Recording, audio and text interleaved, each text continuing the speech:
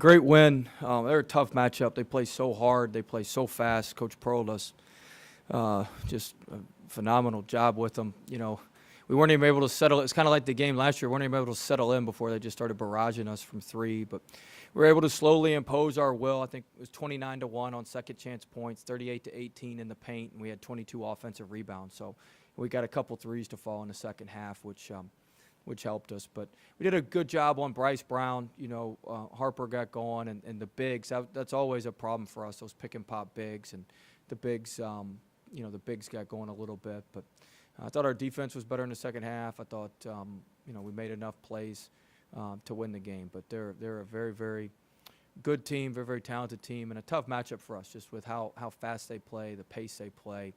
And, you know, we're able to slowly kind of get our game plan into the game and settle in. And we were very fortunate to be down 3 at half, and I thought at that point we could settle in and go from there.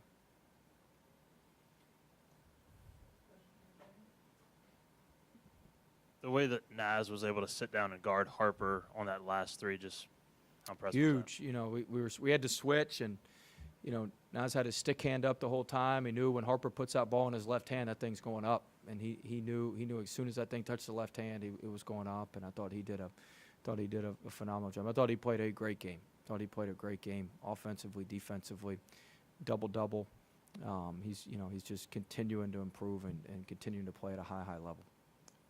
Well, have you had many teams like this where they kind of get hammered early and all of a sudden they just decide to turn the switch on in a certain time? I don't know if it's necessarily we got hammered. I mean, we were pretty ready to play. I thought we were ready to go. I mean, a couple of those threes they hit were just really. I mean, Harper hit one where we had Sky just draped on. I mean, a couple of them were just really, really tough shots. And I think, you know, I like that our team, you know, just we hang in there. Sometimes we're hanging by a fingernail, but we hang in there, and then we're able to, you know, to make plays and get back in the game and pull things out.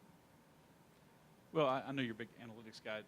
When you play a team like that relies so much on the three, are you just having to play the percentages in a way and figure your length, your ability inside is going to eventually turn the tables for you? Yeah, that's exactly what you have to do. And we changed our rotations a little bit in the second half to rotate through some three-point shooters. We did a couple different things with our rotations, so they just couldn't kick it back for the easy pick and pops. But, yeah, I mean, it was just a game of whether they were going to make more threes or we were going to get more offensive rebounds or points in the paint. It was just who could kind of win out as it went through.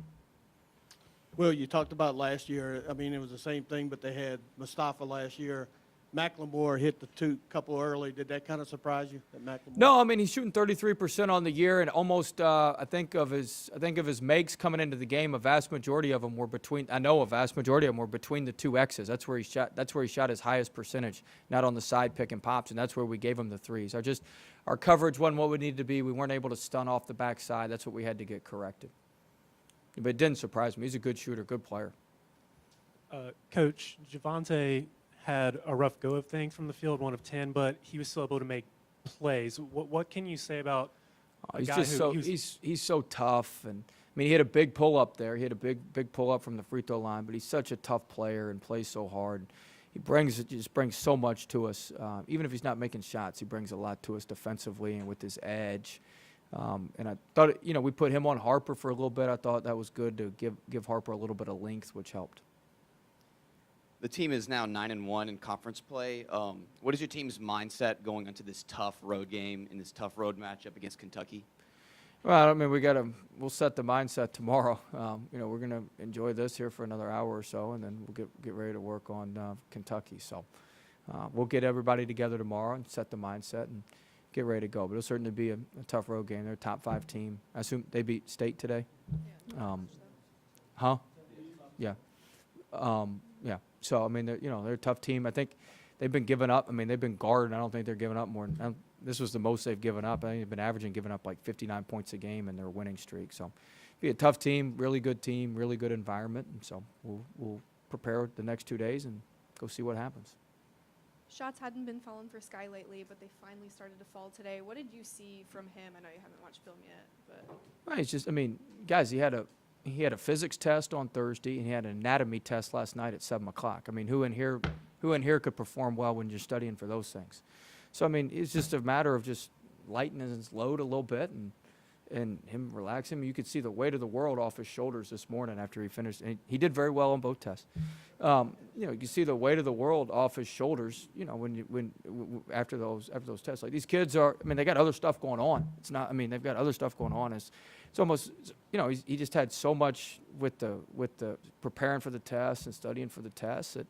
You know, it's just hard. It's like he's wearing a weight vest when he's shooting because he's got all that other stuff going on. And so he was able to play freer tonight and did a great job attacking, getting to the free throw line. I think he was 8 of 9 from the free throw line, and did a really good job attacking. And then the threes fell. Bruce said he spent some time with you guys at Chattanooga when you were there. Did you pick anything up from him on that side of? Oh his yeah, I visit? mean, it was funny. I was just happy to visit our practice at Chattanooga. I had one of my assistants work for him, so, but he was. I mean, yeah, it's funny because we were going through the scout, and my assistants were going, well, this is our inbounds play. You know, they run our this, our that. I'm going, no. We run their, we run their stuff. A lot of our baseline out of bounds stuff is their stuff, and some of the defensive things. But he's a phenomenal coach. He recruits well to his style. They play so fast. They play so hard. You know, to get those guys to play that hard, and then obviously I root for them. I love Samir, who played for me at VCU. He was a freshman for me at VCU. Had a great year for us. So they're one of the teams in the league I really root for. But he was Coach Pearl's a good guy, very good coach and good guy. Just how instrumental was Cavell, especially in the second half? Huge. I mean, he had 7 offensive rebounds. I mean, that's the difference. You know, I tell you guys when we play him a lot, we win. I mean, he's such a presence. He's such a presence. To get 7 offensive rebounds, and I think he had 7 points, 11 rebounds. But him getting in foul trouble early in the game, like that hurt us. Like that's part of the reason. He's versatile. We can switch him. We can just do so many different. We can do so many different things with him when he's out there. And so it's really, really important that he's out there for us. Will, obviously size matters when you are trying to rebound, obviously. But what goes into your success, your team's success, being so great at the offensive boards? It's actually pretty simple, and we just go every time. Like we chart how many times you go. You got to go 80% of the time plus. If you just go, they're going to fall in your hands a few times. Now we go to certain areas, and I mean, there's a little bit more to it than just going, but most of the battle is just getting your guys to go and go hard, and we chart that and make sure that we go and go hard. And you know, when you don't shoot it great like we do, or we are a good shooting team. We just hadn't made them. When you don't do that, you better make up for it in other ways. And you know, we create turnovers and we get on that offensive glass. A follow-up, just how challenging can that be sometimes to get your team to be motivated to go and do that? Because I'm sure not every team that you coach is. Oh, all my teams have been really good on the offensive glass. We've always been. Last year was the first year I didn't have a team. My team wasn't top 20 in the country in offensive rebounding percentage. So we've always been very, very good on the offensive glass. I have ways of making sure they're motivated to go, making sure they're hitting that 80. Making sure they're hitting that 80%. Coach, your team plays so hard. They dive on the floor. They hustle.